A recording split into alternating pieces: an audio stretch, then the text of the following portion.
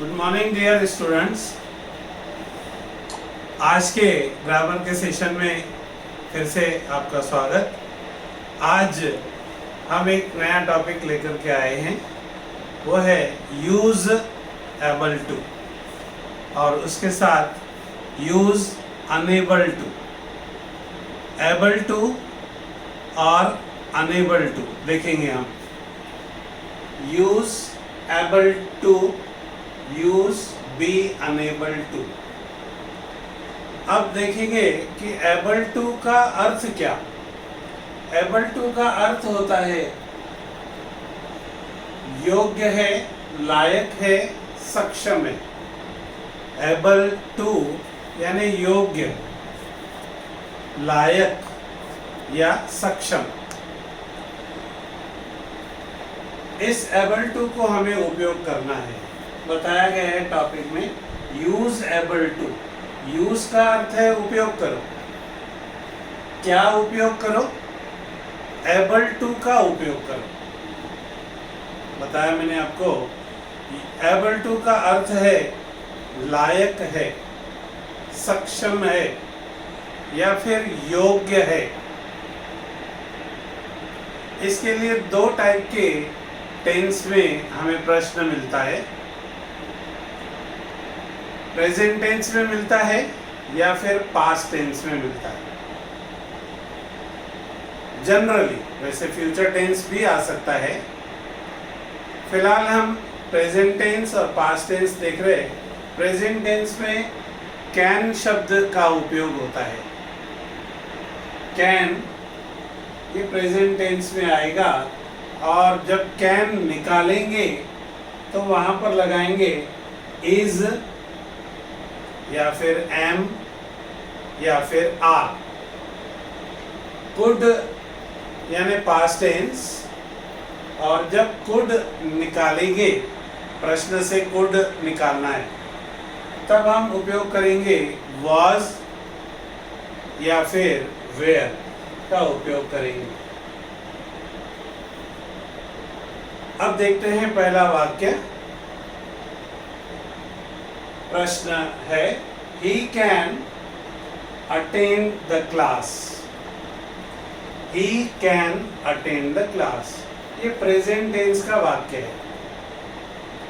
हिंदी में इसका अर्थ होता है वह क्लास अटेंड कर सकता है, वह कक्षा में उपस्थित रह सकता है। ये हो गया प्रश्न। इसका उत्तर ये कैन अब निकालेंगे हम। कैन की जगह आ जाएगा इज। और जैसा कि टॉपिक का नाम है एबल टू, हमने अर्थ देखा योग्य है, तो ये योग्य है इस ऑक्सिलरी वर्ब के साथ में आएगा। ही इज एबल टू, और आगे जो भी वर्ड्स रहेंगे वो एज इट इज आएंगे। जैसे अटेंड द क्लास, वो एज इट इज आएंगे। आंसर पूरा पढ़ता हूं मैं। He is able to attend the class. अर्थ निकला उसका वह क्लास अटेंड करने के योग्य है। देखेंगे हम दोनों में अंतर कोई नहीं है, केवल बोलने का तरीका अलग अलग है। भाषा सुंदर बनाने के लिए अलग अलग तरीके से इसका उपयोग किया जाता है। दोनों का मीनिंग सेम रहता है, दोनों का मीनिंग नहीं बदलता। अर्थ ये सेम रखना है, इस बात का आपको ध्यान रखना है। आइए देखते हैं दूसरा sentence. I can not drive a car. अब इसमें नॉट आया है, हमें यूज करना है एबल टू, मतलब योग्य है। तो आपको जब योग्य है एबल टू का उपयोग करना है और क्वेश्चन में नॉट भी आया है, तो इसको आपको टच नहीं करना है। आई कैन की जगह हमने पिछले वाक्य में देखा कैन की जगह इज, यहाँ आई के साथ इज नहीं आता। आई जब सब्जेक्ट रहता है तो आई के साथ इज एम आर में से क्या आएगा, एम आएगा। आई एम, अब नॉट आया था, नॉट को हमारे को टच नहीं करना था, मतलब एज इट इज रखना था। I am not able to drive a car, मतलब मैं कार ड्राइव नहीं कर सकता। ये प्रश्न था, मैं कार चलाने के योग्य नहीं हूं। I am unable to drive a car, अयोग्य हूं। I am unable to drive a car, मैं कार चलाने में असक्षम हूं या फिर सक्षम नहीं हूं, इसका अर्थ ये होता है। Next sentence, they could adjust themselves. Could है यहाँ पर, पास्ट टेंस का सेंटेंस है। पास्ट टेंस में सहायक क्रिया हेल्पिंग वर्ब दो बताई थी, was या फिर were। यहाँ पर दे है, दे was नहीं लगेगा, were लगेगा। क्यों were लगेगा? क्योंकि ये दे जो सब्जेक्ट है ये प्लूरल है, बहुवचन है। यहाँ दे were able to, they were able to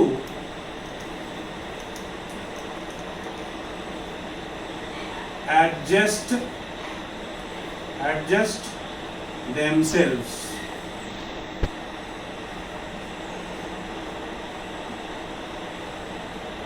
they were past tense के कारण was और were में से were आया, और were इसलिए आया क्योंकि ये प्लूरल है। सिंगुलर रहता था, ही रहता था तो उसके साथ was आता था, फिलहाल were आया है।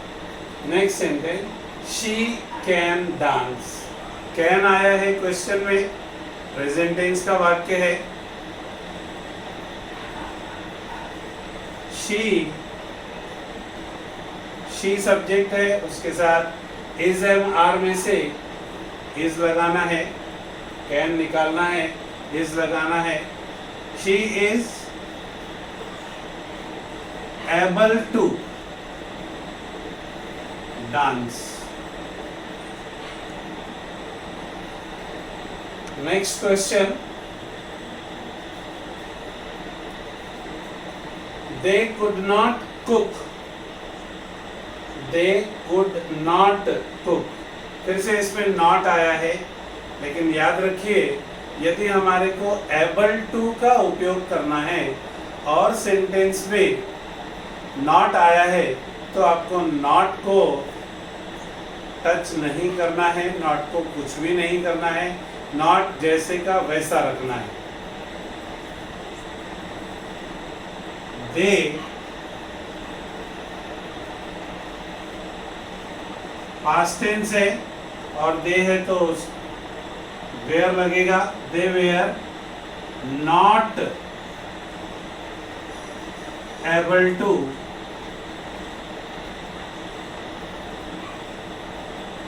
Cook.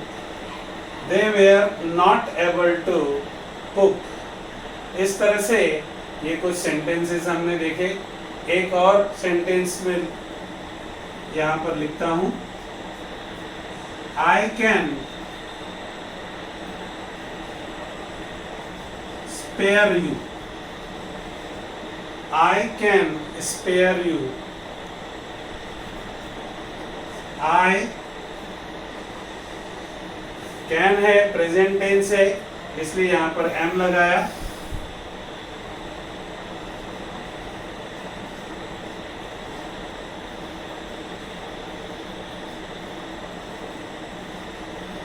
I am able to spare you. यहां तक हमने देखा था able to. अब हम आगे देखते हैं unable to. able to और unable to. able to में लायक है और unable to में लायक नहीं है. नहीं का शब्द एक्स्ट्रा आया. Use unable to, use be unable to. ये अनेबल टू और be unable to topic same है. केवल एग्जाम में कभी कभी आपको एबल टू लिखा हुआ मिलता है प्रश्न में और कभी कभी बी अनेबल टू लिखा हुआ मिलता है. उसी तरह से यूज एबल टू या फिर यूज बी एबल टू, अंतर कुछ भी नहीं है, दोनों सेम टॉपिक है, करने का तरीका सेम है. बाकी सब बातें यूज का अर्थ उपयोग करो. अनेबल टू का अर्थ है अयोग्य है, लायक नहीं है, असक्षम है. फिर कैन का अर्थ हमने देखा था. कैन मतलब सकता है, कुड मतलब सकता था. प्रेजेंट टेंस और past tense. Can present tense है इसलिए इज एम आर का उपयोग होगा. कुड पास्ट टेंस है इसमें वाज या फिर वेयर का उपयोग होगा. सेंटेंसेस देखते हैं. He can not attend the class. अब इसमें नॉट आ गया है क्योंकि अनेबल यदि चाहिए तो उसमें नॉट होगा तो हम अनेबल टू कर सकते हैं. अनेबल अन मतलब नॉट. एबल टू के साथ अन जुड़ गया है. अन मतलब नॉट. तो जब नॉट होगा तभी वो अनेबल बनेगा. अनेबल से अनेबल बनेगा, एबल से अनेबल बनेगा, अन्यथा वो अनेबल नहीं बन सकता. He cannot attend the class. Cannot, वह क्लास अटेंड नहीं कर सकता. हिंदी में इसका अर्थ है क्लास अटेंड नहीं कर सकता. आंसर है he is. वाक्य प्रेजेंट टेंस का है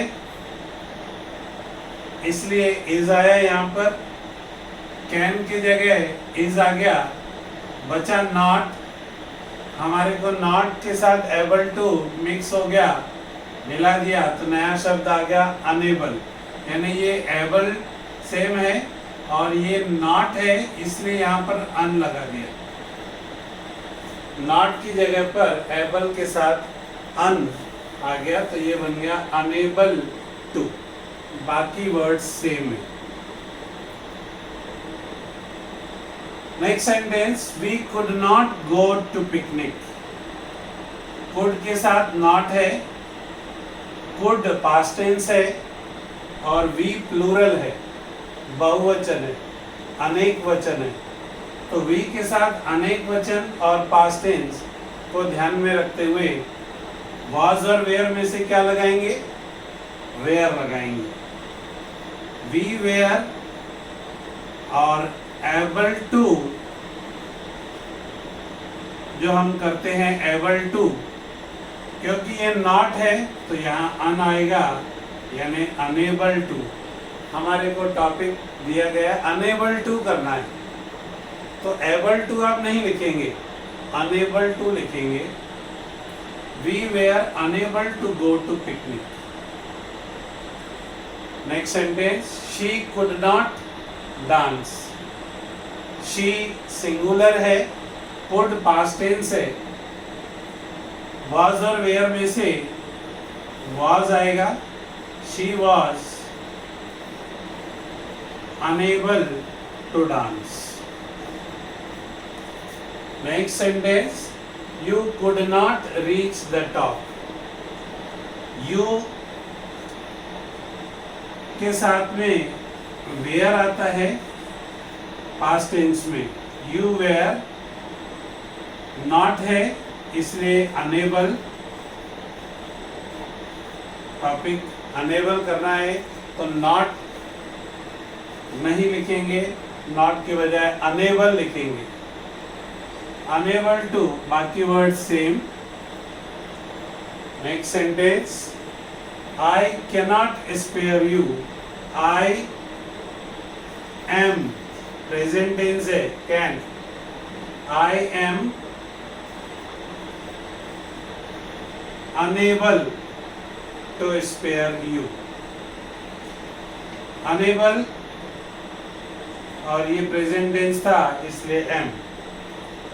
next sentence, the last sentence, you can not touch the top, you are, present tense में यू के साथ आर आता है, you are unable to touch the top. तो दोस्तों ये थे आज के एबल टू और अनेबल टू के वाक्य। इसे आप प्रैक्टिस करिए और कॉपी में जरूर लिखिए, कॉपी में लिख करके प्रैक्टिस करिए ताकि आगे भी आपको ये याद रहे और एग्ज़ाम में आपको काम आए। Thank you very much.